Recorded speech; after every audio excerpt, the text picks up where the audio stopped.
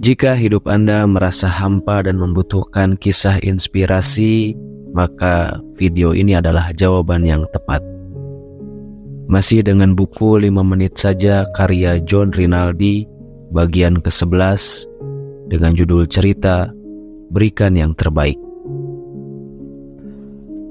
Di sebuah kota di California, tinggal seorang anak laki-laki berusia 7 tahun yang gemar bermain baseball. Namanya Luke. Ia bermain pada sebuah tim baseball di kotanya, Little League. Luke bukan seorang pemain yang hebat. Pada setiap pertandingan, ia lebih banyak menghabiskan waktunya di kursi pemain cadangan. Namun, ibunya selalu hadir di setiap pertandingan, bersorak dan memberikan semangat saat Luke dapat memukul bola ataupun tidak. Kehidupan ibunya Luke sangat tidak mudah. Ia menikah dengan kekasih hatinya saat masih kuliah. Setelah pernikahan, kehidupan mereka berdua berjalan seperti cerita dalam buku-buku roman. Namun, keadaan itu hanya berlangsung sampai pada musim dingin saat Luke berusia 3 tahun.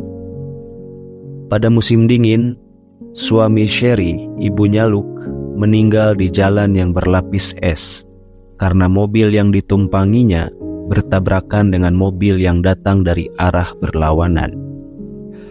Saat itu, ia dalam perjalanan pulang dari pekerjaan paruh waktu yang biasa dilakukannya pada malam hari. Sherry berkata kepada ibunya, "Aku tidak akan menikah lagi. Tidak ada yang dapat mencintaiku seperti suamiku." "Kau tidak perlu meyakinkanku," sahut ibunya sambil tersenyum. Ibunya merupakan seorang janda yang selalu memberikan nasihat, sehingga membuat Sherry merasa nyaman. Dalam hidup ini, ada seseorang yang hanya memiliki satu orang yang paling istimewa bagi dirinya, dan tidak ingin terpisahkan untuk selamanya. Namun, jika salah satu dari mereka pergi, akan lebih baik bagi yang ditinggalkan untuk tetap sendiri daripada ia memaksakan mencari penggantinya. Sherry sangat bersyukur bahwa ia tidak sendirian. Ia tinggal bersama ibunya. Mereka berdua merawat Luke. Apapun masalah yang dihadapi oleh anaknya, Sherry selalu memberikan dukungan, sehingga Luke dapat selalu bersikap optimis. Setelah Luke kehilangan seorang ayah, ibunya selalu berusaha menjadi seorang ayah bagi Luke. Pertandingan demi pertandingan, minggu demi minggu, Sherry selalu datang memberikan dukungan kepada Luke. Meskipun ia hanya bermain beberapa menit saja, suatu hari Luke datang ke pertandingan seorang diri. Lalu ia menemui pelatihnya dan berkata, "Bisakah aku bermain dalam pertandingan ini sekarang? Ini sangat penting bagiku. Aku mohon." Pelatih mempertimbangkan keinginan Luke. Luke masih kurang mampu bekerja sama dengan pemain lainnya. Namun, dalam pertandingan sebelumnya, Luke berhasil memukul bola dan mengayunkan tongkatnya searah dengan datangnya bola. Pelatih sangat mengagumi kesabaran dan sportivitas Luke. Apalagi Luke berlatih ekstra dan kerja keras dalam beberapa hari ini. "Tentu, kamu boleh bermain hari ini. Sekarang, lakukan pemanasan dulu," jawab si pelatih sambil menepuk topi merah Luke. Sore itu, Luke bermain dengan sepenuh hatinya. Ia berhasil melakukan home run, mencetak 2 single, dan menangkap bola yang sedang melayang, sehingga membuat timnya berhasil memenangkan pertandingan. Tentu saja, sang pelatih sangat kagum melihatnya. Ia belum pernah melihat Luke bermain sebaik itu. Setelah pertandingan usai, pelatih menarik Luke ke pinggir lapangan dan berkata, "Pertandingan yang sangat mengagumkan. Aku tidak pernah melihatmu bermain sebagus ini sebelumnya. Apa yang membuatmu jadi begini?" Luke tersenyum dan matanya mulai penuh air mata sambil kebahagiaan. Luke menangis terseduh-seduh. Sambil sesenggukan, ia berkata, "Pelatih, ayahku sudah lama meninggal dalam sebuah kecelakaan mobil. Ibuku sangat sedih. Ia buta dan tidak dapat berjalan dengan baik akibat kecelakaan itu. Minggu lalu, ibuku meninggal dunia." Luke kembali menangis. Kemudian, Luke menghapus air matanya dan melanjutkan ceritanya. "Hari ini adalah pertama kalinya kedua orang tuaku dari surga datang pada pertandingan ini untuk bersama-sama melihatku bermain. Dan aku tentu saja tidak mau mengecewakan mereka." Luke kembali menangis terisak. Sang pelatih sadar bahwa ia telah membuat keputusan yang tepat, yakni mengizinkan Luke bermain sebagai pemain utama hari ini. Sang pelatih yang berkepribadian sekuat baja itu tertegun beberapa saat. Ia tidak mampu mengucapkan sepatah kata pun untuk menenangkan Luke yang masih menangis. Tiba-tiba baja itu meleleh. Sang pelatih tidak mampu menahan perasaannya sendiri. Air matanya tidak mampu menahan perasaannya sendiri. Air mata mengalir dari kedua matanya, bukan sebagai seorang pelatih, tetapi sebagai seorang anak. Sang pelatih sangat tertegun dengan cerita Luke.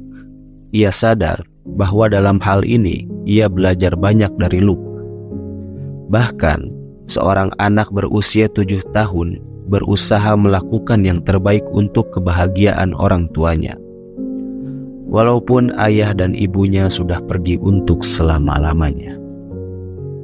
Sang pelatih sadar bahwa ia lebih beruntung daripada Luke karena ayah dan ibunya masih ada. Mulai saat itu, ia berusaha melakukan yang terbaik untuk kedua orang tuanya, membahagiakan mereka, membahagiakan lebih banyak cinta dan kasih sayang untuk mereka. Ia menyadari bahwa waktu sangat berharga, atau ia akan menyesal seumur hidupnya. Pesan inspiratif dari kisah ini adalah, banyak cara yang bisa kita lakukan untuk membahagiakan kedua orang tua. Sisihkan lebih banyak waktu untuk mereka, raih prestasi, dan hadapi segala tantangan agar mereka bangga. Kepedulian kita kepada mereka merupakan salah satu kebahagiaan terbesar bagi mereka. Bahkan, seorang anak berusia 7 tahun mau berusaha melakukan yang terbaik guna membahagiakan ayah dan ibunya. Bagaimana dengan kita? Bagian ke-12 dengan judul cerita Kesempatan. Ada seorang pemuda yang sedang bermalas-malasan. Tiba-tiba datang seorang kakek-kakek menghampirinya. Lalu kakek tersebut bertanya, "Anak muda, pagi begitu indah, namun kamu masih tidur di sini. Apa yang kamu lakukan?" Dengan memicingkan mata, si pemuda menjawab dengan suara malas, "Aku sedang menunggu kesempatan." "Apakah kamu tahu seperti apa bentuk kesempatan yang kamu tunggu itu?" tanya si kakek. Pemuda itu menggelengkan kepala seraya berkata, "Kata orang, harus menunggu kesempatan datang, baru nasib kita berubah menjadi lebih baik. Maka, aku akan sabar menunggu kesempatan itu datang." Buat apa ditunggu? Kesempatan tidak akan datang kepada orang yang pasif. Lebih baik ikut aku mengerjakan hal-hal yang berguna, balas kakek tersebut. "Pergilah orang tua, jangan mengganggu aku," bentak pemuda itu. Kakek itu pun pergi. Tidak lama kemudian, datang seorang tua yang lain menghampiri pemuda itu sambil berkata, "Anak muda, apakah kamu sudah menangkap kesempatan?" Sambil menegakkan badan, pemuda itu bertanya, "Kesempatan yang mana, kek?" Bukankah tadi sudah ada kesempatan yang menghampirimu? Namun, bukannya kamu tangkap, malah kamu usir. Aku beritahu kamu satu rahasia kesempatan. Kesempatan tidak bisa ditangkap bila kamu tidak mengenalinya. Saat kamu serius, ia belum tentu datang kepadamu. Saat kamu tidak serius, bisa saja ia datang menghampirimu. Saat kesempatan datang, kamu tidak mengenalnya. Bila ia telah lewat dari hadapanmu, belum tentu ia akan datang kembali. Dengan penasaran, si pemuda itu bertanya, "Kalau begitu, terus apakah seumur hidup aku tidak akan punya kesempatan?" Belum tentu. Sebenarnya, kesempatan datang kepada setiap orang tidak hanya sekali seumur hidup. Bila yang satu terlewatkan, maka yang lain pasti akan datang di lain waktu. Namun, ia tidak datang dengan sendirinya. Ia perlu diciptakan dan diperjuangkan. Tidak ada waktu yang benar-benar tepat untuk memulai dan menemukan kesempatan. Oleh karena itu, kamu tidak perlu menunggu. Mulai dari sekarang, saat ini, dan detik ini. Mulailah berusaha, bekerja, dan berjuang. Saat kesempatan datang di hadapanmu, kamu siap menyambutnya. Pesan inspiratif dari kisah ini adalah, banyak orang berpikir bahwa jika keberuntungan berpihak kepada kita, maka kesempatan akan muncul dengan sendirinya. Dan kita harus menunggu bila kesempatan tidak kunjung datang. Namun, kita mempunyai hak memilih kesempatan yang diinginkan. Oleh karena itu, putuskan, ciptakan, dan perjuangkan kesempatan yang kita pilih.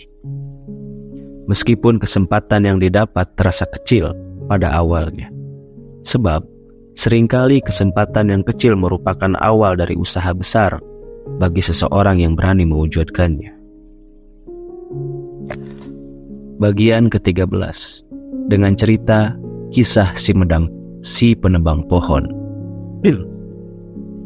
Alkisah, seorang pedagang kayu menerima tawaran seorang pekerja guna menebang pohon di hutan miliknya. Karena gaji yang dijanjikan dan kondisi kerja yang diterima sangat baik, maka si penebang pohon itu pun bertekad bekerja sebaik mungkin. Majikan si penebang pohon tersebut memberikan sebuah kapak dan menunjukkan area kerja yang harus diselesaikan dengan target waktu yang telah ditentukan kepadanya. Hari pertama bekerja, ia berhasil merobohkan 8 batang pohon.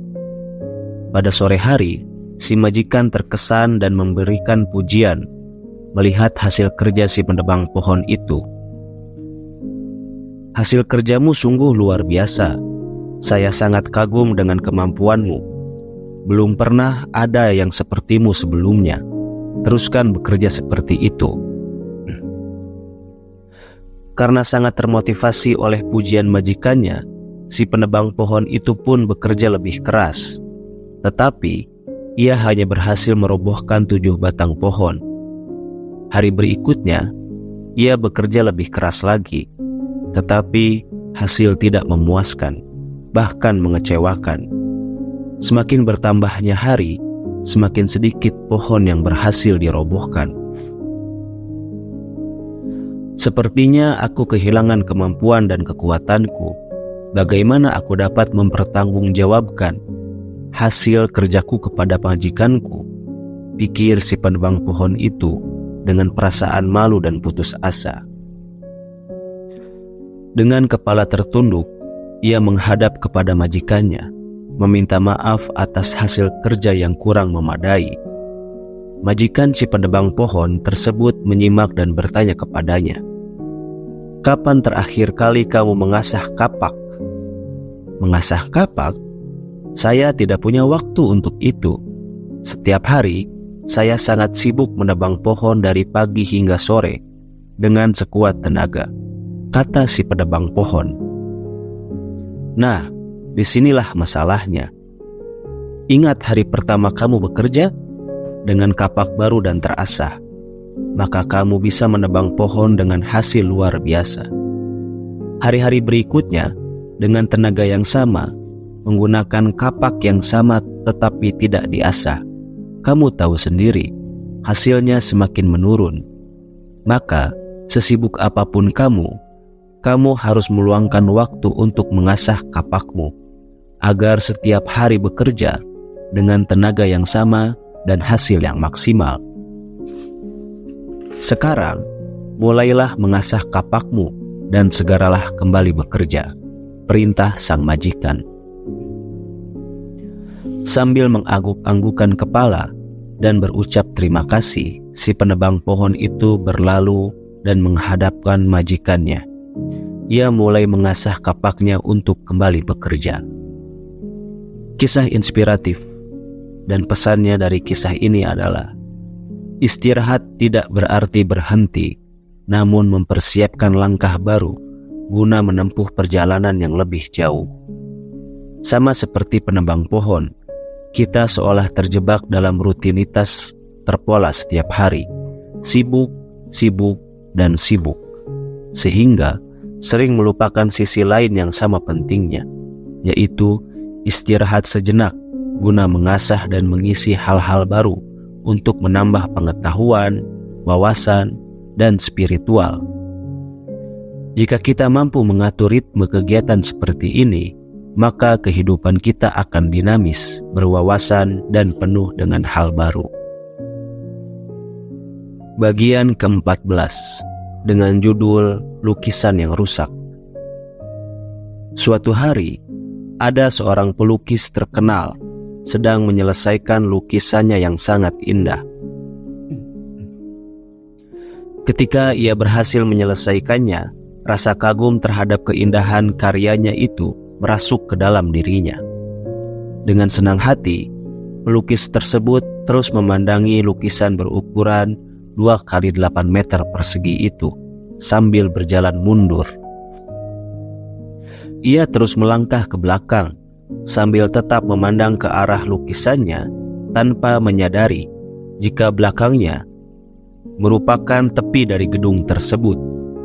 Selangkah lagi ia mundur, ia akan terjatuh dari atap gedung tersebut.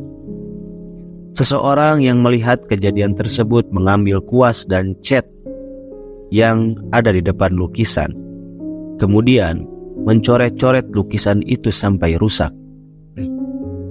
Sehingga pelukis itu menjadi sangat marah. Kemudian ia hendak memukul seseorang yang telah merusak lukisannya. Namun, beberapa orang yang ada di situ menghadang dan mengingatkan bahwa posisinya saat berjalan mundur nyaris membuat hidupnya jadi berakhir. Dengan mencoret-coret lukisan itu, orang tersebut berharap si pelukis menghentikan langkahnya. Ternyata, cara itu telah menyelamatkan jiwa si pelukis itu, meskipun lukisannya menjadi rusak. Pesan inspiratif dari kisah ini adalah, kadang kita telah melukiskan masa depan dengan sangat bagus dan memimpikan sesuatu yang indah dengan orang-orang yang kita sayangi. Namun, gambaran tersebut tiba-tiba dirusak oleh Tuhan karena Dia melihat bahaya yang akan terjadi jika kita terus melangkah. Lantas, kita kecewa kepadanya, seolah-olah Dia membuyarkan semua yang kita rancang. Namun, yakinlah bahwa Tuhan selalu menyediakan yang terbaik untuk kita. Bagian ke-15 dengan judul cerita Domba dan Anjing Pemburu. Alkisah, pada zaman Tiongkok kuno, ada seorang petani dengan tetangganya yang berprofesi sebagai pemburu. Si tetangga memiliki anjing-anjing yang galak dan kurang terlatih.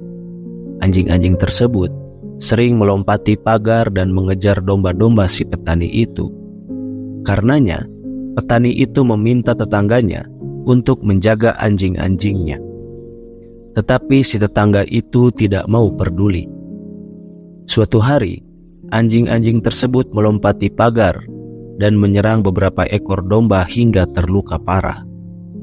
Petani itu mulai kehilangan kesabaran. Kemudian, ia berkonsultasi kepada seorang hakim. Hakim itu mendengarkan cerita si petani dan memberikan penuh perhatian. Lalu berkata, "Saya bisa saja menghukum pemburu itu dan memerintahkan ia mengurung anjing-anjingnya. Namun, kalau saya melakukannya, maka Anda akan kehilangan seorang teman dan mendapatkan seorang musuh. Mana yang Anda inginkan? Teman atau musuh yang menjadi tetanggamu?" Petani itu mengaku bahwa ia lebih suka berteman. "Baik, saya akan menawari Anda sebuah solusi, sehingga domba-domba Anda akan aman dari gangguan anjing si pemburu. Dan solusi ini pun akan membuat tetangga Anda tetap menjadi teman." Petani itu setuju dengan solusi sang hakim. Sesampainya di rumah, si petani segera melaksanakan saran dari sang hakim tersebut. Ia mengambil 3 domba terbaik, lalu dihadiahkan kepada anak tetangganya. Mereka menerimanya dengan sukacita dan mulai bermain dengan domba-domba tersebut. Untuk menjaga mainan baru anaknya, si pemburu mengikat anjing-anjing pemburunya. Sejak saat itu, anjing-anjing itu tidak pernah lagi mengganggu domba-domba si petani. Sebagai ungkapan terima kasih kepada si petani, pemburu tersebut sering membagikan hasil buruannya. Si petani juga mengirimkan daging domba dan keju buatannya. Dalam waktu singkat, 2 orang itu menjadi teman baik. Pesan inspiratif dari kisah ini adalah, sebuah ungkapan Tiongkok kuno mengatakan, cara terbaik mengalahkan dan mempengaruhi orang ialah dengan kebijakan, kebajikan, dan belas kasih. Ya, perselisihan tidak harus diselesaikan dengan cara-cara kekerasan, apalagi sampai mengorbankan nyawa. Terkadang, saat kita berhadapan dengan seseorang yang sikapnya merugikan, lalu kita menyelesaikannya dengan landasan emosi, tentu saja cara seperti itu tidak akan pernah bisa menyelesaikan masalah. Justru, kita akan kehilangan seseorang yang seharusnya bisa menjadi teman. Oleh karena itu, ubahlah sikap buruk yang dilakukan orang lain kepada kita dengan berbuat baik kepadanya.